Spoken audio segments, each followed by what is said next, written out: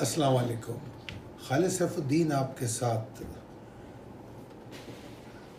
27 दिसंबर की कॉल लेकर इस साल के अख्तिताम के साथ बहुत सारी तब्दीलियां आपको देखने को मिलेंगी हमारी एक्टिविटीज़ में। Safely invest trading on levels जो है, हमारी कोशिश होती है हर साल हम कुछ चीज़ों को ऐड ऑन करें और कुछ तब्दीलियां लेकर आएँ। तो वो तब्दीलियां आपको इंशाल्लाह 2022 में महसूस होंगी। हम बतदरीज कोशिश कर रहे हैं कि हम ज़्यादा से ज़्यादा अपने मेंबर्स एंड क्लाइंट को सपोर्ट करें। आपके पास ये न्यू ईयर ऑफ़र है और क्वार्टरली ऑफ़र है, इसको मिस ना करें। शुएब अहमद से रब्ता करें 0345 619 0443। और आप चाहें तो सिर्फ जनवरी के लिए भी सब्सक्रिप्शन ले सकते हैं, और अगर क्वार्टर सब्सक्रिप्शन लेंगे तो प्रोफेशनल ग्रुप का हिस्सा बनेंगे। कराची सेमिनार अभी तक जनवरी के पहले हफ्ते में हम स्केड्यूल कर रहे हैं। 2022 का आगाज़ इंशाल्लाह इस पहला सेमिनार कराची का होगा।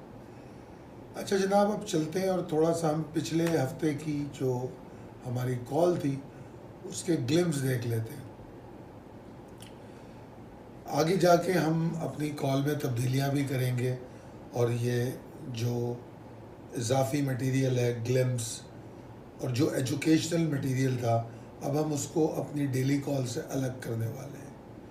तो 2022 में जो कॉल्स का आगाज़ होगा तो उसमें ये फ़र्क भी आएगा। Glimpse of the last week, उसमें हमने ये कहा कि बुल्स गिव अप करने को तैयार नहीं, रेजिस्टेंस अपनी जगह पे मौजूद है। 43,000 बाउंस कर चुका है और एक कंसिस्टेंसी की ज़रूरत है मार्केट को। और जो बाउंस हुआ है उस बाउंसी मूव को अटेस्ट करने के लिए 43,986 के ऊपर इंडेक्स को रहना होगा,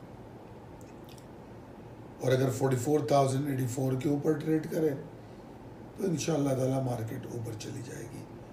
और हमारा जो लो है वो 43,784 के नीचे ना रहे तो अच्छा है। ये कॉल का लुब्बे लबाब था। उसमें फिर एग्रेशन 43,564 के नीचे थी। और अब अगर आप देखें हाई तो 44,595 का हमने हाई देखा, 44,118 का लो देखा, 43,809 का लो देखा, और 44,118 पे ये वीक क्लोज हो गया। वीक वैसे तो 217 पॉइंट के इजाफे के साथ बंद हुआ, मगर ओवरऑल वीक की जो मूवमेंट थी फ्रॉम लो टू हाई वो 786 पॉइंट की थी। अब अगर मैं इसको कंक्लूड करूं तो मैं ये कह सकता हूं कि जो लास्ट वीक आपको कॉल भेजी गई उसमें एक वाज़े अलर्ट था कि बाउंसी मूव को अटेस्ट करने के लिए 44,084 के ऊपर ट्रेड करना होगा। और हमारा पहला ही सेशन बहुत एक्साइटिंग था 20 दिसंबर का, और मार्केट जो है ऊपर चली जाती है। उसके बाद जो अगला जो सेशन था वो और ऊपर जाता है, और पहले दो सेशन जो है मार्केट 44,440 और 636, ये एक रेंज बताई गई थी। अभी आपको वो मैं तस्वीर दोबारा याद नहीं कराऊंगा। वो जो तस्वीर थी जिसमें मार्केट को रेस्क्यू करने की कोशिश की जा रही थी वो एरिया 440 से 636 का था। तो हमने पहले दो सेशन में उस एरिया को टेस्ट किया और दोनों सेशन में हम उसके नीचे क्लोज हुए। फिर वेडनेसडे को मार्केट नीचे गई, बहुत थोड़ा था, मगर 440 को उसने टेस्ट नहीं किया। फिर जुमेरात और जुमा मार्केट ने दोबारा 440 को टेस्ट किया। तो इस तरह अगर हम देखें तो 4 दफ़ा मार्केट ने 440 को टेस्ट किया। और चारों दफ़ा उसके ऊपर या उसके अराउंड मार्केट क्लोज नहीं हो सकी, विच इज़ अ साइन कि 440 और 636 का जो एरिया है वो बहुत एक्यूरेटली रेजिस्टेंस प्रोवाइड कर रहा है। और फिर ये जो पांचों सेशन थे, वैसे तो 4 सेशन ने 440 टेस्ट किया, मगर जो क्लोजिंग है वो सारी 440 के नीचे आती रही। और अगर हम लोकल फंड्स एंड इन्वेस्टर्स की फिगर्स देखें तो उनकी कुछ सेलिंग है और फॉरेन फंड्स की बाइंग है। वो बाइंग बहुत ज़्यादा तो नहीं है, वीकली तनासुब में देखें, जो भी आपने पिछली स्लाइड में जो आप देख रहे हो कि $10,384 की, तो ये कुछ ज़्यादा तो नहीं है, मगर एटलीस्ट सेलिंग तो नहीं है। मैंने दाएं तरफ आपको FIPI का 2021 का पूरे फिगर्स दिए हैं। ये पूरा साल कोई एक महीना भी ऐसा नहीं है जिसपे सेलिंग ना हुई हो, कंटिन्यू सेलिंग है। अब चलते हैं हम जुमे के सेशन की तरफ। जो हमारा जुमे का सेशन था उसमें मेरा नहीं ख्याल कोई बड़ा हमें सरप्राइज मिला, बड़ी प्रिसाइज और स्पेसिफिक ट्रिगर्स बता दिए गए थे। 444 440 टेस्ट होता है, मार्केट नीचे आती है, फिर 11:15 11:30 बजे आपको मिड डे कॉल दी जाती है, उसमें 44 170 और 241 के बारे में बताया जाता है कि मार्केट कम हो बेश इसके अंदर रहे, और जब तक मार्केट 241 के नीचे है मार्केट जो है मुश्किल में रहेगी। बल्कि मिड डे में तो यहाँ तक कहा गया कि आपको नमाज के वक्फे के बाद सरप्राइज़ मिलेगा और बियर्स कंट्रोल करेंगे, और उसमें ये भी कहा गया कि मिनिमम रिक्वायरमेंट 44,328 होगी अगर बुल्स को परफॉर्म करना है, और ये सब देखने में नहीं आया। अब जो आपके सामने स्लाइड है नेवर गिव अप, ये स्लाइड कुछ एटलीस्ट 6 कॉलों में तो आई होगी, मुसलसल दिखाता रहा हूँ आपको। इसमें मैंने 2 एरो दिखाए, एक ग्रीन और एक रेड। आप देखिए 43,047 का एरिया और वहाँ से बाउंस 440 तक। यही मैंने बताने की कोशिश की है कि अगर 440 630 का जो एरिया है, अगर वो जो ऊपर खड़ा शख्स है वो नीचे खड़े शख्स को इस एरिया में रेस्क्यू करने में कामयाब हो जाए, तो फिर 440 और 600 का जो एरिया है that is going to be a new bottom for our market. अभी क्या बॉटम है? 43,000। अभी का अगर हम बॉटम देखें तो 43,000 मार्केट का बॉटम है। ये हम शॉर्ट टर्म और मीडियम टर्म के लिए बात कर रहे हैं, अभी हम लॉन्गर टर्म को डिस्कस नहीं कर रहे हैं। 43 टूटने के बाद पहले बताया था मैंने, जो नीचे का लेवल है अगर आप देखें 41,052 का और 40,635, वहाँ तक मार्केट जा सकती है। ये बातें आपको बताई, और फिर ये भी बताया कि 44,440 के ऊपर रुक जाए तो फिर मार्केट कुछ दिन रेंज में चल के एक मोमेंटम गेन करेगी तकरीबन 1200-1500 पॉइंट का, और वो उस दरख्त तक ले जाएगा जहाँ पर कंफर्ट लेवल बुल्स का शुरू हो जाएगा, फिर मार्केट में सुकून होगा। प्रिसाइज लेवल टेबल आपके सामने अपडेट कर दी गई है, और कमोबेश लेवल वही हैं जो पहले थे, और कोई ज़्यादा तब्दीली इसमें नहीं है। Possibilities and strategies as per technical chart, इसमें मैं क्लोज वीक पे जब नज़र डालता हूँ तो मैंने बीच में किसी कॉल में कहा भी है कि माइंडसेट में एक तनाव पाया जाता है, इंडिसीशन की कैफियत है, कंफ्यूज सिचुएशन है।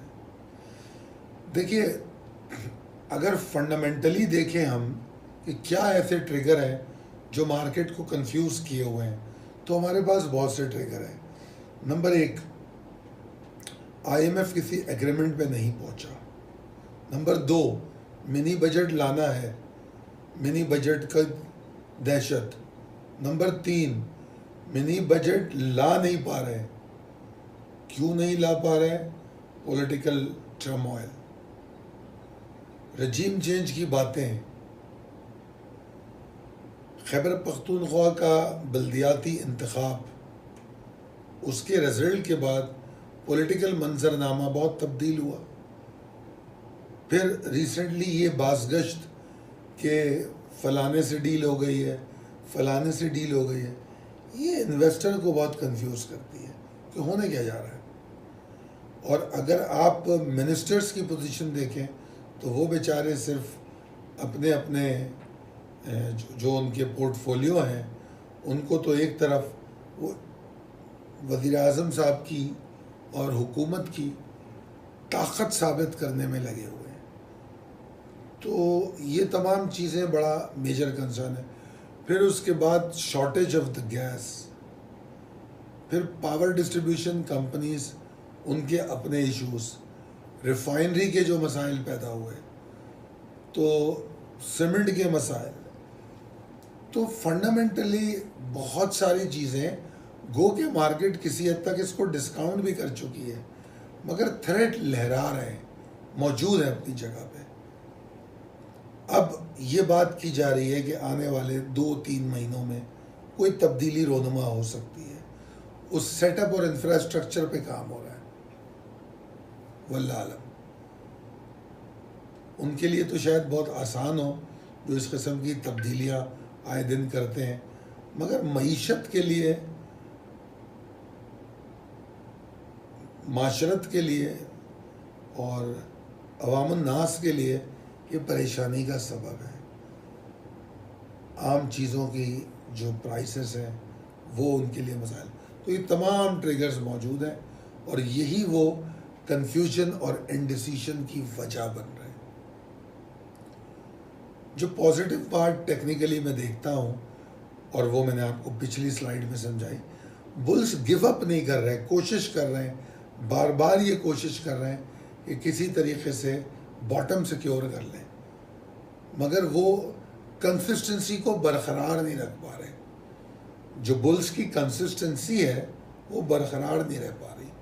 अब ये दूसरा हफ्ता है जो मैं समझता हूँ कि इसकी बेहतर क्लोजिंग है, मगर कंसिस्टेंसी का होना, और अगर कंसिस्टेंसी थोड़ी बहुत नज़र आए तो वॉल्यूम ड्रॉप डाउन हो जाते हैं बहुत शदीद तरीके से। आज का वॉल्यूम देख लें, कल का देख लें, बहुत कम है।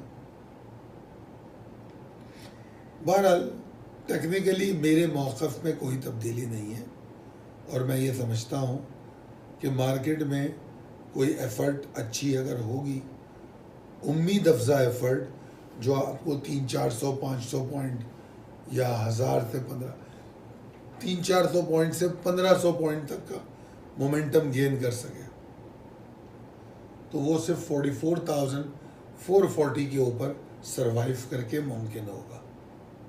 एक दिन की क्लोजिंग से भी काम नहीं चलेगा। दूसरी तरफ 44,071 हमारे लिए स्टिल एक ट्रिगर है कि जिसके नीचे हमें लॉन्ग से परहेज करना चाहिए। क्यों परहेज करना चाहिए?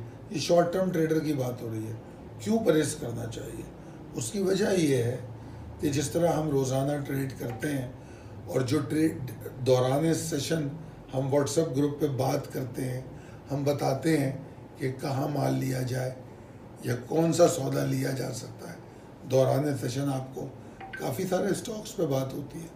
तो अगर short on dip, long on dip अगर 43,071 तोड़ती है तो फिर हम नीचे जाके, अब नीचे कौन से लेवल हैं, 44,000 और 43,864 तक, यू नेवर नो, हमको किसी वक्त भी रिवर्स मिल सकता है। तो हम अगर बाय करेंगे 44,071 टूट जाए तो हम वहाँ बाय नहीं करेंगे, फिर हम डिप पे बाय करेंगे परफॉर्मिंग स्टॉक। वो आपको स्क्रिप्ट कॉल में मिल जाएंगे, वो आपको दौरान सेशन मिल जाएंगे, वो हम आपको अपडेट कर देंगे। तो ये बात, दो बात ज़रूरी हो गई। एक तो आपने 44,071 के नीचे लॉन्ग नहीं करना। आप 44,241 190 के ऊपर लॉन्ग कर सकते हैं। अगर 44,240 इवन 190 के ऊपर भी ट्रेड कर रही है, कर सकते हैं लॉन्ग, कीजिए लॉन्ग। स्टॉप लॉस 4471 के नीचे होगा, और वो लॉन्ग थोड़ा रिस्की है, और उसकी हद निगाह जो है वो 44,440 है, ठीक है। मगर जो बीच में 328 का लेवल आएगा 44,328 का, वहाँ स्टॉप लॉस ज़रूर ट्रेल होना चाहिए, क्योंकि that is going to be a 6th attempt, 5th attempt, 5वां अटेम्प्ट होगा 4440 को। तो अगर अब अटेम्प्ट होता है तो मैं ये समझता हूँ कि मार्केट 44,440 को तोड़ देगी और ऊपर निकल जाएगी।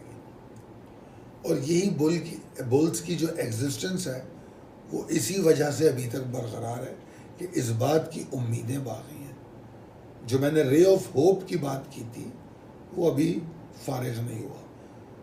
उसूली तौर पे तो वो फारिग होता है 43,000 के नीचे, और जो वेरी शॉर्ट टर्म की बात है तो उसमें एग्रेशन 43,864 के नीचे।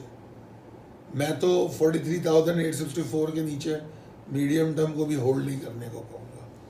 उसकी वजह भी यही है कि मुझे ऐसा लगता है कि अगर 43,864 भी सर्वाइव ना करे तो बियर्स का मोमेंटम इतना ज़्यादा हो जाएगा कि वो 43,000 तक जाने की पूरी कोशिश करेगी। और जब 43,000 तक वो जा रही है तो मुझे सस्ता माल मिलेगा, अच्छे लेवल्स पे मिलेगा, कुछ बॉटम आउट करेंगे तो मैं उस वक्त ख़रीद लूँगा, तो फिर मैं बैकफुट पे आ जाऊँगा, ठीक है। तो 44 मार्केट आगाज़ के साथ ऊपर खुलती है, 10 बजे सस्टेन करती है, लॉन्ग एंट्री नहीं करती, 4471 के नीचे ट्रेड करती है, कोई एंट्री नहीं, ठीक है। लॉन्ग करेंगे डिप पे आके। हाँ, कुछ शॉर्ट्स हुए हैं, आज काफ़ी सारे शॉर्ट हुए हैं, और कल की कॉल जो आपको जुमे की भेजी गई थी तो उसमें उन स्टॉकों का जिक्र भी था कि किस में आपको लॉन्ग एंट्री नहीं लेनी।